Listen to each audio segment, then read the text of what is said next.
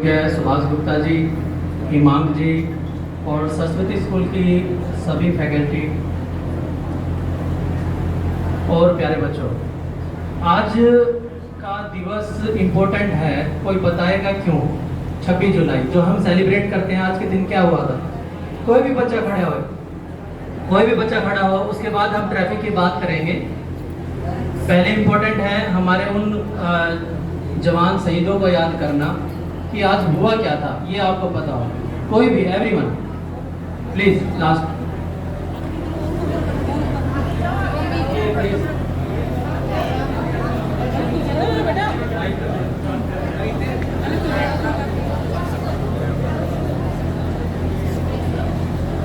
आज के दिन हमारे जो इंडिया के आर्मी थी, उन्होंने पाकिस्तान से युद्ध किया था और उसमें विजय प्राप्त की थी।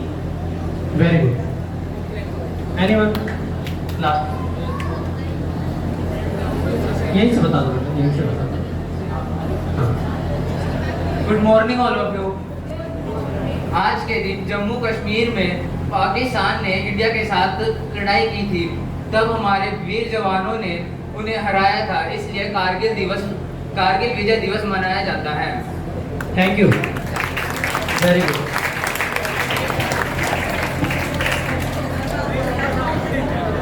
तो आज का दिन हुआ था, वो लगभग 60 दिन चला था और 26 जुलाई को हमने जीत घोषित की थी। और इस ऑपरेशन का जो नाम था वो विजय था, विजय ऑपरेशन। तो उसी की दिवस की अगरमता से हमने आज 26 जुलाई को विजय दिवस, कारगिल विजय दिवस के रूप में मनाना शुरू किया। ये तो आज उन शहीदों को आज हमारा नमन था, जिन्होंने अपनी आहुति देके हमें एक गौरवमयी क्षण का महसूस करवाया, एक आनंदमयी वातावरण में हमें रखा। हम सभी उन्हीं को सादर नमन करते हैं, उनको याद करते हैं। आज का जो मुख्य विषय है, दयानंद जी ने बताया आपको, साइबर सिक्योरिटी का। उसी कड़ी में आगे बढ़ाते हुए आज मैं बात करूंगा आपसे ट्रैफिक रेगुलेशन के बारे में, ट्रैफिक सेफ्टी के बारे में। एक मिनट की बात करें, जैसे हम यहाँ पे आज बैठे हुए हैं, लगभग 1 घंटे की बात करें। 1 घंटे में हमारी 18 मौतें और 32 एक्सीडेंट होते हैं। तो जो मेजर कैजुअलिटी है, जो ये एक डाटा शो कर रहा है, उसका मतलब है कि कहीं ना कहीं एक सूचक, एक डिमार्केशन, एक कहीं ना कहीं हमारे लिए एक चिंता का विषय है कि जो इतनी कैजुअलिटीज हो रही हैं, उसका कारण क्या है। अब मैं इससे आगे बात करूंगा कि आप लोग ये बताएं कि ट्रैफिक का मतलब क्या है। कोई भी बताए। हम बीच में, आप बीच में रहें। ट्रैफिक में हम किस किस चीज को काउंट करते हैं? जब रोड पे हम चल रहे होते हैं तो ट्रैफिक का मतलब क्या है?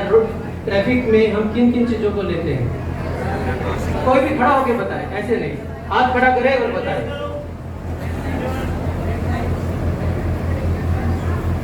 हम रोड की क्वालिटी देखते हैं कि रोड किस हिसाब से है, रोड में कितने ज्यादा, जैसे खराब रोड है तो वहाँ पे भी ट्रैफिक होगा। अगर हमारे जैसे व्हीकल्स है, व्हीकल एक्सीडेंट हो जाता है तो व्हीकल्स की वजह से भी जी बेटा, बिल्कुल ठीक है। लेकिन मैं ये पूछ रहा हूँ बेटा कि आप जब रोड पे चल रहे होते हैं तो ट्रैफिक किसको बोलते हैं? जाम लग जाता है तो उसे बोलते हैं ट्रैफिक। जी, मैं आपको थोड़ा सा बता दूं। ज्यादा अमाउंट में व्हीकल्स इकट्ठे हो जाते हैं तो उसको ट्रैफिक बोल देते हैं। जी, पार्सली करेक्टेड। प्लीज बैठे आप। जो ट्रैफिक है और इमूवेबल, जो भी चीज सड़क पे चल रही है और जो खड़ी है, वो ट्रैफिक की डेफिनेशन में आएगा। अब चल रही में क्या है? Vehicle, human being, cycle, motorcycle. और जो इमूवेबल है जो आपका, वो बेसिकली सड़क, रेड लाइट, इंटरसेक्शन, आपके सारे के सारे इमूवेबल ऑब्जेक्ट होंगे। तो बात जब हम करते हैं कि ट्रैफिक कंजेशन या ट्रैफिक एक्सीडेंट, तो बेसिकली हम बात करते हैं कि जब हम चल रहे होते हैं तो किन कारणों से एक्सीडेंट होगा। एक्सीडेंट की डेफिनेशन भी बताए कोई भी बताए, एक्सीडेंट किसको बोलते हैं? फिर हम आगे बढ़ते हैं। एक्सीडेंट, जैसे मैंने आपको बताया, ट्रैफिक के 2 पार्ट हो गए, एक जो चल रहा है और दूसरा है इमूवेबल ऑब्जेक्ट, जो कि सड़क है, आपका इंटरसेक्शन है, या फिर किसी भी तरह का ऑब्जेक्ट है। अब इससे आगे बात करें, what is the definition of accident? दुर्घटना, कोई भी बताए, मीनिंग बताए सिर्फ आप। दुर्घटना, ये आगे आगे माइक दो प्लीज। यस बेटा। अचानक हुई घटना। अचानक हुई घटना, यानी कि इसको हम ऐसे बोल सकते हैं अनप्लान्ड घटना, अनप्लान्ड बोल सकते हैं हम इसको, जो बिना प्लानिंग के हो। जब हम एक्सीडेंट की बात करते हैं तो हम बात करते हैं कि हम बोलते हैं लेमन लैंग्वेज में कि एक्सीडेंट हो प्लानिंग के कारण ना हुआ हो। तो अब बात ये आती है कि रीजन क्या है कि जो रोड साइड पे एक्सीडेंट हुआ उसका कारण क्या है, उसको प्लान कैसे कर सकते हैं, वो अनप्लान्ड कैसे हुआ। जब हम अनप्लान्ड की बात करते हैं तो बात आती है कि एक्सीडेंट के कारण क्या क्या है। कोई भी बच्चा बताए कि एक्सीडेंट के कारण क्या क्या है। कोई बच्चा आगे माइक दो, ये आगे स्पेक्स, हाँ बता बेटा। गाड़ी तेज चलाना। बिल्कुल ठीक। और रूल्स का फॉलो है कि जिनको प्लान करके हम जो एक्सीडेंट का जो वर्ड है बेसिकली जो डेफिनेशन उसको बदल सकते हैं। 7 कारण जो एक्सीडेंट के हैं। सबसे पहला, डोंट ड्रिंक एंड ड्राइव।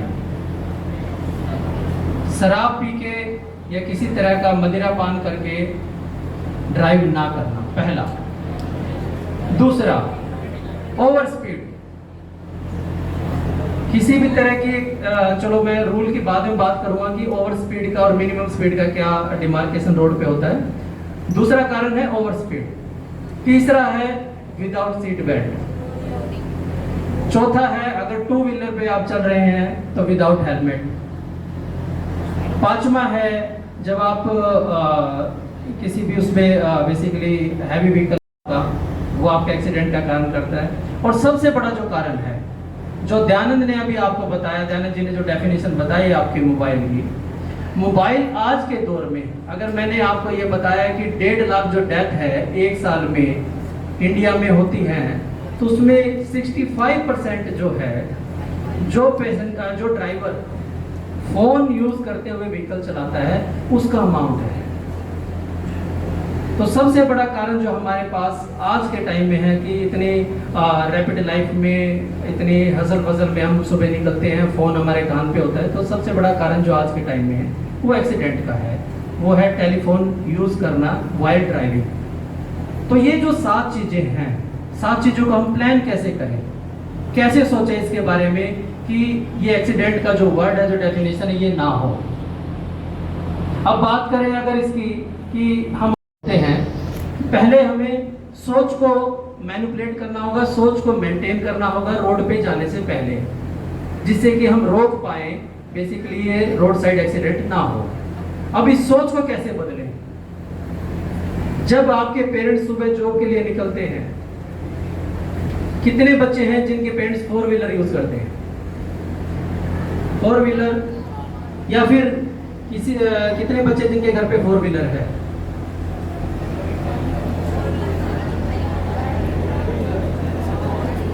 आप बेटा आप बीच में खड़े हो जाइए।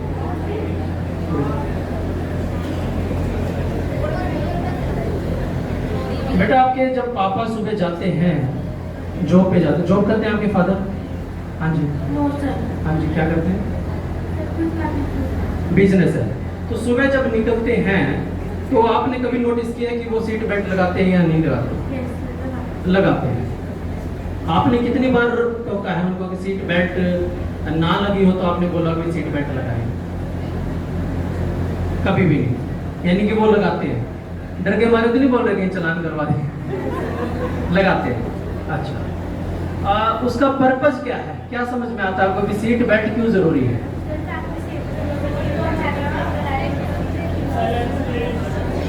हाँ ये भी है बिल्कुल।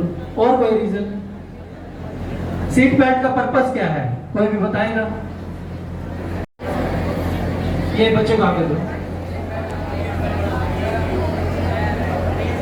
सीट बेल्ट इसलिए जरूरी है क्योंकि जब हमारा एक्सीडेंट होता है तो एक्सीडेंट के अंदर जो गाड़ी के अंदर जो फोर्स बनता है ना, सीट बेल्ट उसके फोर्स को कम कर देती है। Very good, excellent.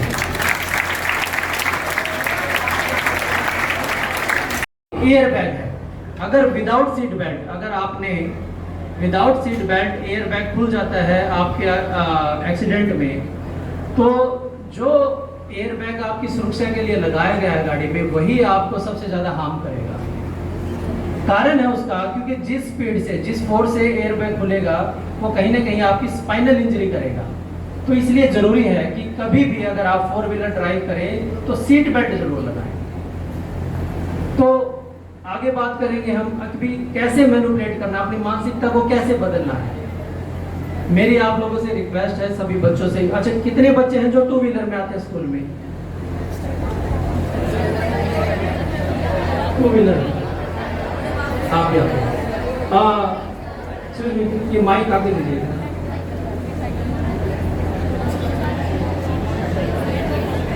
Two wheeler कौन से 2 व्हीलर पे आते हैं? स्कूटी पे आते हैं। स्कूटी पे एक क्वेश्चन करना चाहूँगा मैं, कितने साल के बच्चे को, मिनिमम कितने साल के बच्चे को ड्राइविंग लाइसेंस अलाउड है? 18 ईयर। और विदाउट गियर के लिए एज? विदाउट गियर के लिए आपकी एज कितनी है बेटा? 12। 11 में 11 ईयर ओल्ड। हाँ, 2 व्हीलर पे आते हैं आप? अच्छा, पापा के साथ आते हैं? नहीं, मेरा मतलब ये है कि कितने बच्चे हैं जो इंडिपेंडेंट 2 व्हीलर लेके आते हैं? कोई है? जो मैंने आपको 1.5 लाख पर साल का जो बताया आपने, जो डेथ रेट है रोड साइड एक्सीडेंट में, 2 व्हीलर की उसमें जो डेथ रेट है वो 60% है। 60%, यानी 100 में से 60 लोग हमारे जो 2 व्हीलर पे ड्राइव बेसिकली 2 व्हीलर को चलाते हैं, वो एक्सपायर हो रहे हैं। और इसमें अगर एज ग्रुप की बात करूँ, बड़े आप आश्चर्यचकित होंगे इसमें कि जो एज ग्रुप है 16 से लेके 28 साल, 16 से 28 साल 90% एज ग्रुप है जो 1.5 लाख में से एक्सपायर होते हैं। यानी कि 1.5 लाख में से 1,40,000 लगभग के करीब 95 के करीब हमारे 16 से 28 साल के बच्चे हैं, जो यूथ है, वो एक्सपायर होते हैं। तो ये जो सेफ्टी फीचर है जिनकी हम बात कर रहे हैं, जिन कारणों से रोड साइड एक्सीडेंट हो रहे हैं, उसमें बेसिकली बात ये है कि सिर्फ अपने आप को आप सतर्क रखें, अलर्ट रखें। जब भी आप 2 व्हीलर ड्राइव करें तो हमेशा हेलमेट का यूज़ करें, अपनी जो इंश्योरेंस पॉलिसी है उसको अपडेट करवाते रहें। उसके साथ साथ अगर 4 व्हीलर की ड्राइविंग है तो उसमें सीट बेल्ट मैंडेटरी है, उसको मैंडेट करें, आप सीट बेल्ट लगाएं। अब इसके बाद बात आती है, अगर एक्सीडेंट क्या करोगे आप? पुलिस का नंबर क्या है? किसी एक को दे दो आप। पुलिस इमरजेंसी नंबर कोई भी बच्चा बताए।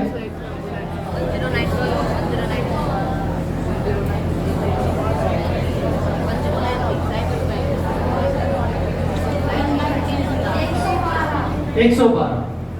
पहले क्या था बेटा? 100 था। फायर ब्रिगेड का क्या नंबर है? 102। फायर ब्रिगेड का थोड़ा सा एक कम हो गया या ज्यादा हो गया? एम्बुलेंस का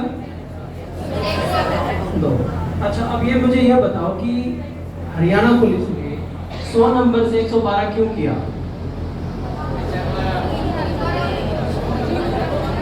112 नंबर क्यों किया?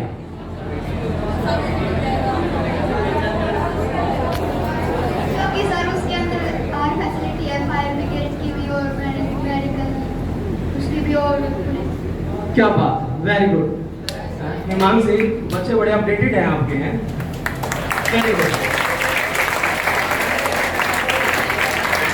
देखिएगा, अब 112 जो नंबर है बेसिकली पुलिस की, फायर ब्रिगेड की और एम्बुलेंस की, इन तीनों नंबरों को जोड़ के और आगे इन फ्यूचर 11 सर्विसेज और जोड़ी जा रही है इसमें 112 में।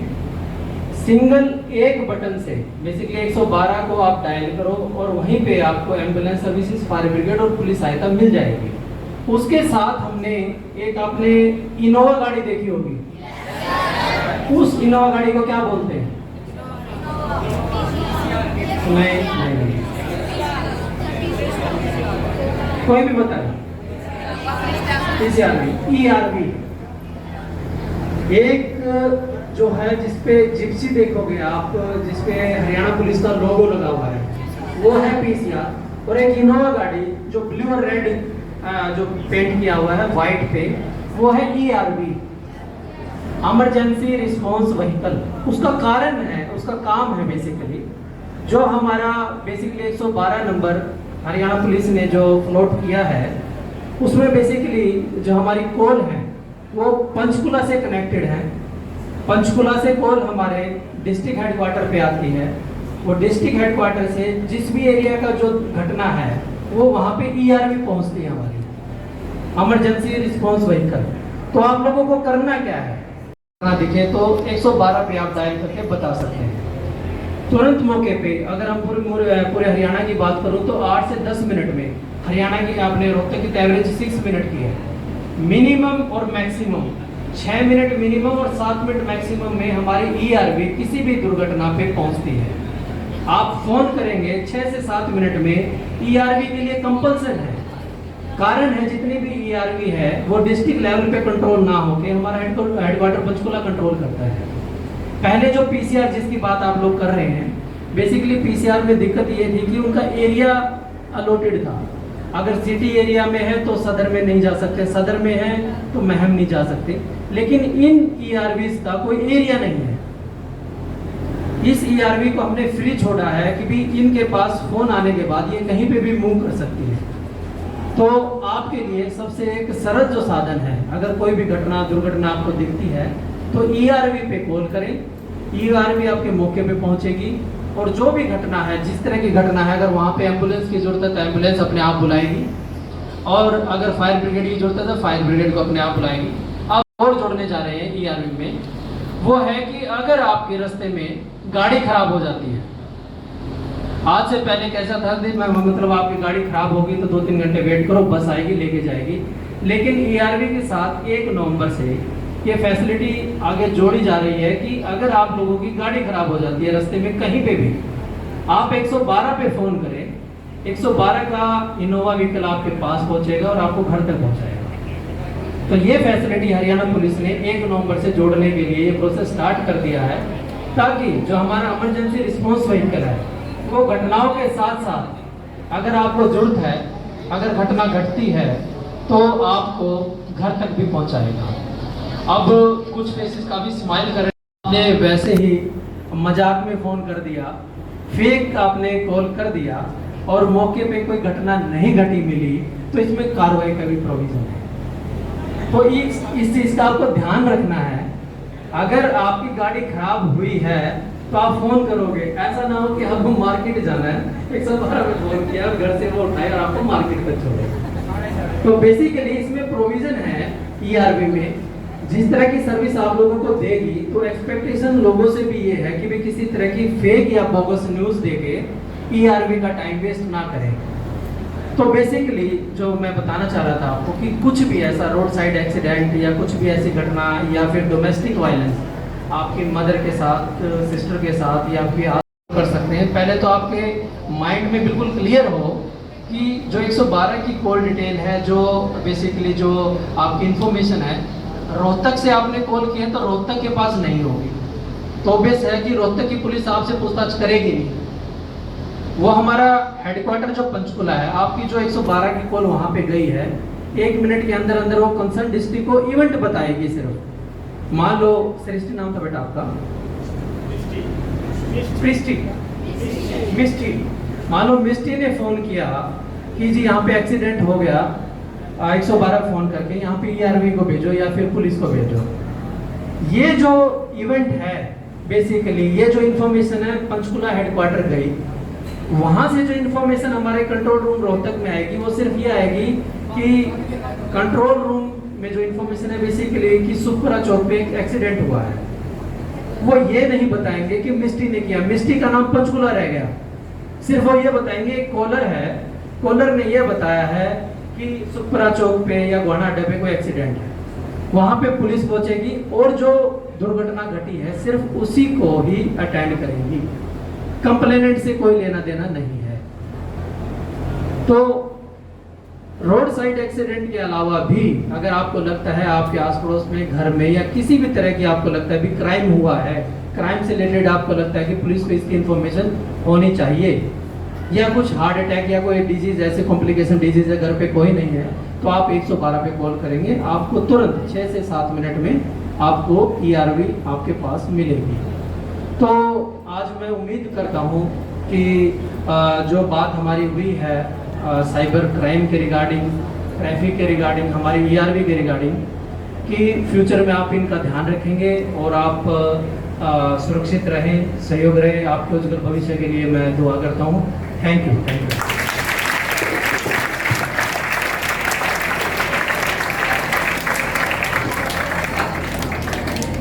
Thank you dear. Present memento to DSP sir. सब्जी सर प्लीज आइए।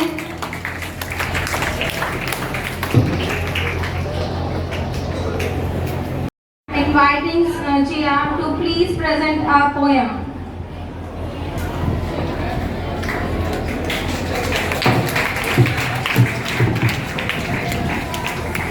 सुप्रभात, मैं जिया आज पुलिस डिपार्टमेंट के बारे में कुछ पंक्तियां कहना चाहूंगी कि सब कुछ होकर भी अधूरा सा होता हूँ, कि सब कुछ होकर भी अधूरा सा होता हूँ, घर बार माँ बाप भाई बहन सब है, कि सब कुछ होकर भी अधूरा सा होता हूँ, भीड़ में रहकर भी तन्हाई में रोता हूँ, भीड़ में रहकर भी तन्हाई में रोता हूँ, अपनों की खातिर ही आया पर नित अपनों को खोता हूँ, अपनों की खातिर ही आया पर नित अपनों को खोता हूँ, और लाचारी का आलम देखो मानो बंद पिंजरे का तोता हूँ, और लाचारी का आलम देखो मानो बंद पिंजरे का तोता हूँ। आवाज़ आवाज़ अपने दिल की पल पल दबाने वाला मैं, आवाज़ अपने दिल की पल पल दबाने वाला मैं नहीं क्योंकि मैं पुलिस वाला हूँ, मैं नहीं क्योंकि मैं पुलिस वाला हूँ। अपने घर को उथल पुथल कर चैन दूसरों को देता हूँ, अपने घर को उथल पुथल कर चैन